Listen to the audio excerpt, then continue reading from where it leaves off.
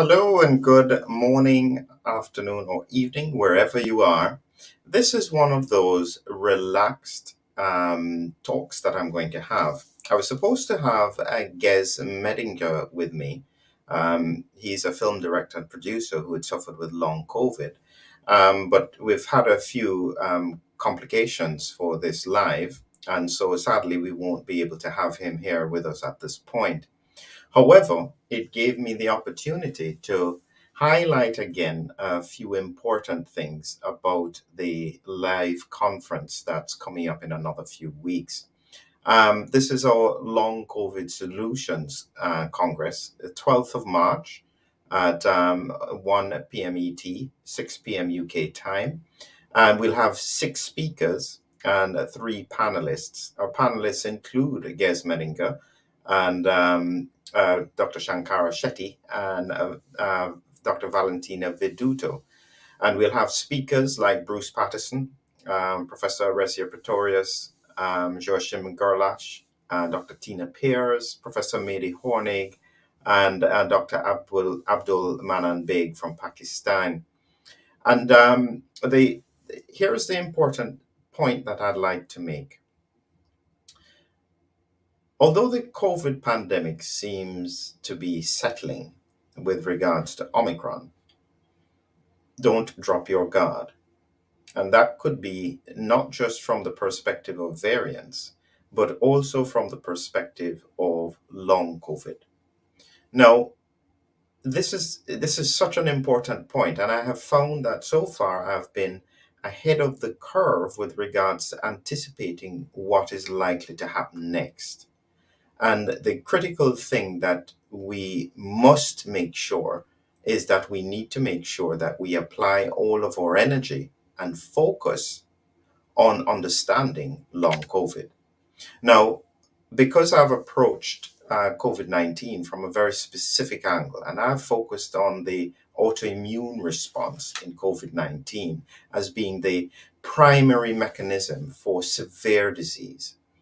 Essentially, what that means is people get infected with the virus, but for the majority of people, the viral infection is very mild or asymptomatic.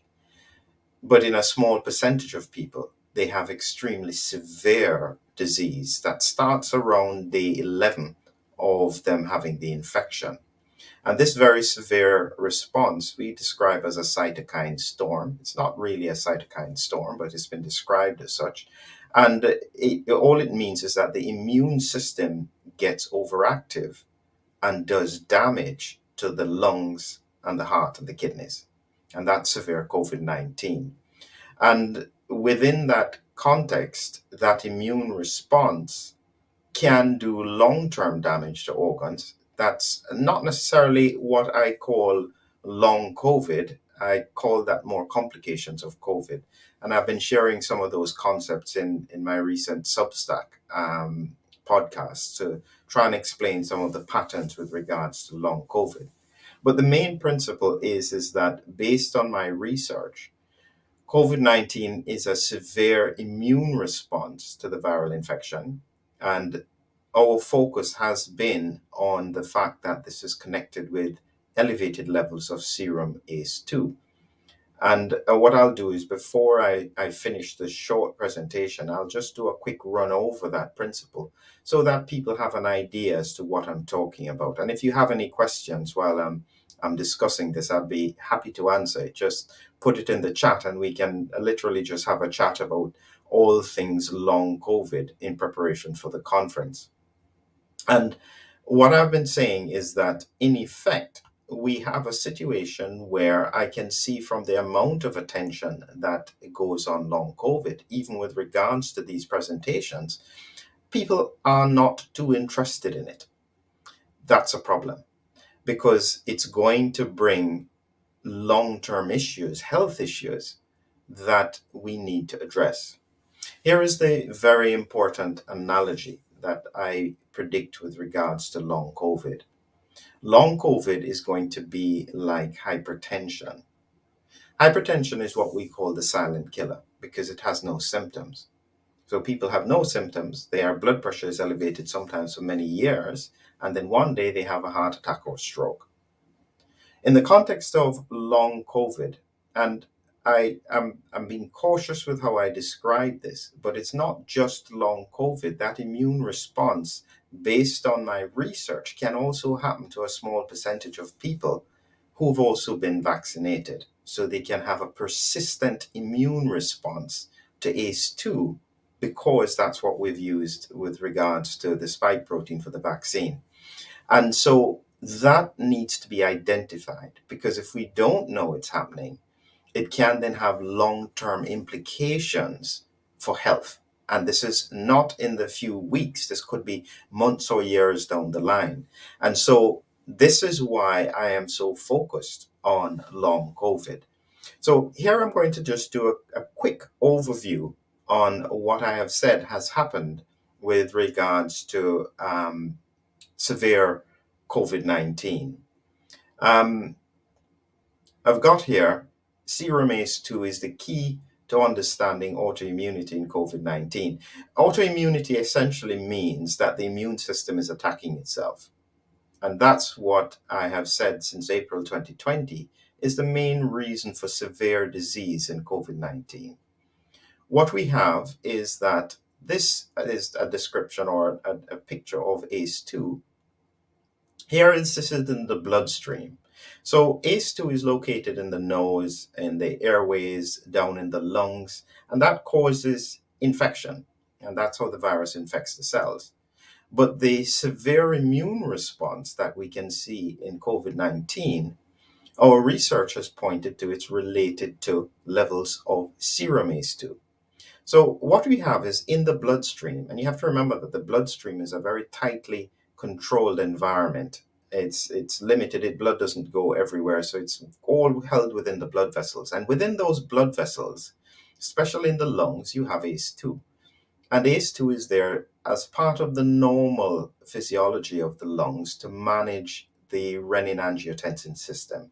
And what it does is that it converts a specific protein, angiotensin 2, into angiotensin 1,7. And that's what it does. And it's usually attached to the cells inside the blood vessels.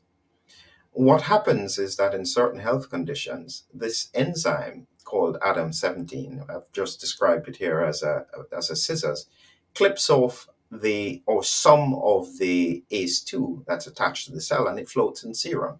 That's what we call serum ACE2. Now, most people are not aware or haven't even thought of the relevance of this, because if you have people who have elevated levels of serum ACE2, it binds to the viral spike protein. So it should do something. It should either protect against disease or potentially make disease worse.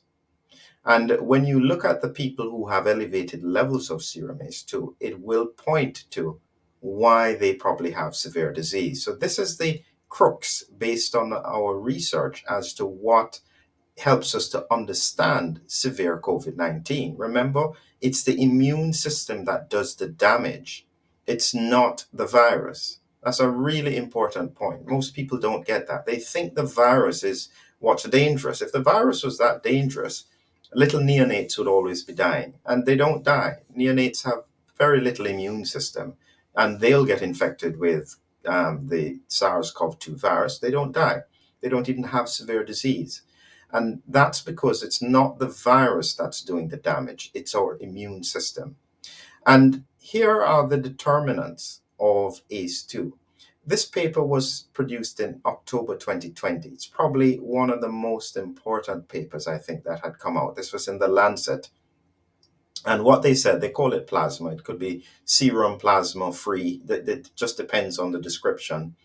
ACE2 and the risk of death or cardiometabolic disease. And what they found was the determinants of plasma or serum ACE2 are first sex, males, ancestry, East Asians and Africans, weight, diabetes, age, blood pressure, and smoking. Now, one of the most one of the strangest patterns that we see with regards to COVID 19 is the fact that you have a situation where 60% of deaths are in men. We don't have that in any other infection. Why would men be more affected than women in terms of COVID 19? And that's one of the very, very important principles that I usually say to people whenever they are considering thinking of what is the pathophysiology of COVID 19. It has to explain those nuances that children are affected. 60% of severe or deaths are related to men. And one of the only explanations that I could find is related to serum ACE2. It's one of the only differentiators that we see between males and females. Males have higher levels than women. And ancestry, weight, there's no other infection that we have such a strong association with weight, obesity. Obesity doesn't usually make you more at risk of infection. Diabetes, yes. Age, yes. Blood pressure, no. So, blood pressure, weight, ancestry, and sex are not normal patterns that we associate with an infection, certainly not a viral infection. And so that's an important point for us to differentiate. Here is the mechanism that I've always said, and I've been saying since April 2020, is that you have serum ACE2 binding to the virus, and this only occurs in the bloodstream. This doesn't occur in the lungs or in the nose or anything. And so you would have the free ACE2 in the bloodstream when the virus gets in the bloodstream, combining with it to form this entity. And this entity is now that the free ACE2 is now very tightly bound to the virus or to the spike protein on the surface. How is this immune cell going to differentiate it? So once it takes it in, and it breaks it up into small pieces and produces multiple antibodies and triggers the plasma cells to produce antibodies, I should say, you would then have the ACE2 caught up in that whole mechanism. And that's what we have predicted is the cause of severe COVID 19. So it's an important point with regards to COVID 19, because if you don't get that, long COVID will never make any sense. Why would you have long COVID having almost 50 different symptoms if it wasn't related to the immune system? There's no virus that does that. I mean, Epstein-Barr virus can cause quite a lot of symptoms, but again, that's more connected to the immune system rather than anything else. And so it's an important point to be able to differentiate. I'm going to highlight another thing that has come up, was shared recently by James Lundin. And so I appreciate that he'd shared this. Outcomes for hospitalized COVID 19 patients taking immunosuppressive medication similar to non immunosuppressed patients. Now, let me read that again. Outcomes, that means deaths, for hospitalized COVID 19 patients taking immune suppressing medication is the same as patients who were not taking immune suppressed medication. And they had looked at more than 200,000 US adults to be able to come up with that. How does that make any sense? So, people who have their immune system suppressed don't have worse outcomes than people who don't. That should make absolutely no sense in a viral infection. If anybody wants to try and explain how that makes any sense, I would be very, very happy to see that. But it makes no logical sense. The only way it could make sense is if severe COVID 19 is about the immune system and not to do with the virus. Why else could people on immune suppressive medication have similar outcomes as people who had not had immune suppressed medications? These are the nuances that I keep saying, is that when we have a concept or a theory, what my approach is that I usually pick the outliers or the outlying symptoms, because if I can find a mechanism or a pathological explanation that would be able to explain the most unusual patterns to the disease and include the basic concepts, it's likely then that I'm close to the diagnosis. And that's a very, very simple, important point Here is Boxer. I'd like to know what your opinion is on using antivirals for long COVID. When I was hospitalized, he had it. I felt great, but after a month, I had long COVID. I'm sure there's a connection. Um, uh, well, what I'd say, Boxer, is that, and I'd encourage you to go to my Substack and follow my podcasts, because there's an important point that I'm making in the podcast, is that what I'm observing is that the people who have long COVID oftentimes have had the problem before they got COVID 19. It's a very important point. It's not random, because if it was just random, everybody would get COVID 19 and long COVID. It isn't the case. A specific percentage of people tend to have the symptoms of long COVID, and I think that is going to be very closely related to patterns around interferon autoantibodies, similar to what we see in severe disease. And so I can see how it makes sense within the paradigm of an autoimmune response. And that's what I would go for. In terms of antivirals, I think what we have seen is that antivirals are not particularly helpful, because by the time people present to hospital, they're oftentimes quite far down in the viral phase of the disease, and they're already in the immune phase. And in the immune phase of the disease, unless they are immune suppressed, the body is already clearing up the virus. So there is limited benefit at that point. For antivirals to work, I've always argued that they would have to be started almost within 48 hours of the person being infected. And at that point, they're asymptomatic. Here is another point. There is no virus that does that, as you say. That's why it is due to man made gene therapy. Well, I'm afraid to comment on that, Stephanie. Granted, we have to go through standard checks and and balances when we look at what has recently been published with regards to finding a patented sequence for the furin cleavage site in the virus. Now, that strongly suggests that it could have been made in a lab, but again, we still need to wait for corroboration on that. Kenneth says, great observations on ceramise too. So true. We're only thinking about the virus, not what other things are going on. Absolutely right, Ken. I think that this is the point that I think has caused so much confusion, is that we have focused on the virus, not taking into consideration that most infections are almost non-specific. They don't cause any symptoms. And so within that paradigm, it doesn't make sense that the virus is lethal. So we know it's the immune system that's the problem. The question is, why does the immune system get switched on in such a severe way for some people? That's the question that we need to focus on. Um, there's another question here. Do you believe long COVID has to do with genomic variability and phenotypic expression, meaning one's histamine pathways, methylation pathways? Thank you, Candice. That is a complex question. I think that there is a connection with regards to histamine pathways, but as I said, with regards to my Substack, is that what I'm going through is a sequence of 7 short podcasts, and where it's focused is on the gastrointestinal system. What we have overlooked in terms of COVID-19 is the fact that the virus very quickly spreads from the lungs. Once it gets into the bloodstream, it goes to the intestines.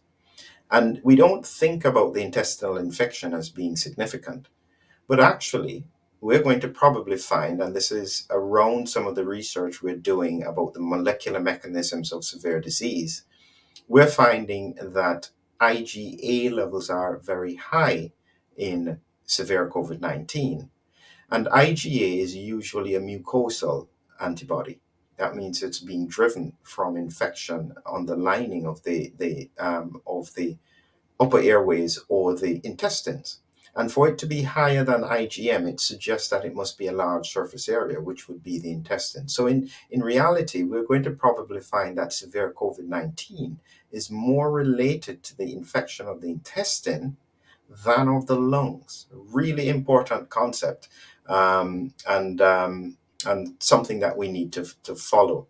Um, Appreciate the greetings from Bucharest. Let's just see it. Just have you seen anybody recover from long COVID?